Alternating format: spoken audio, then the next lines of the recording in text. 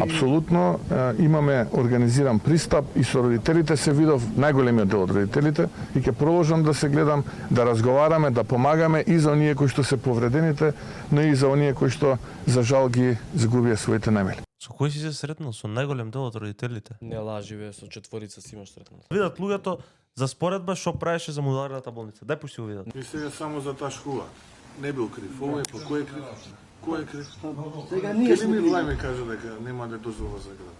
Ти си бил некрофил бе, шефе, па ти одека збориш за други дека биле некрофили, па ти си бил некрофил бе, брат. Како бе тоа, ти не си некрофил, а си одел кај семејствава на овие од модуларна? Не дека не си требал, далеку од тоа. Меѓутоа немој да зајадеш бубрези за другите. Како тоа? Не ти е срам? Па гледај што си правил кај луѓе од модуларна болница. По твојата логика, ако одиме, ова е злоупотреба на трагедија. А ако одиме по нормалната логика, човечка, хумана логика, тогаш секој што може треба да помогне. Дали ти, дали Филипче, дали Апасиев, не е битно кој. Ако може, ако е некаков политички фактор, државен фактор у држава, треба да оди кај тие родители да им помогне, да седне еве исто вака. На маса и да ги праша што ви треба, како може да помогнеме. Зашто бе не отиде вака кај родителите Лаже бе. и да ги прашуваш што им треба и да кажуваш и да коментираш какви дозволи немала дискотеката? И зашто 3 дена надвор од секаква законска процедура работела таа дискотека? Зашто не ја затворила УЈП? Зашто не ја затворила пазарна инспекција?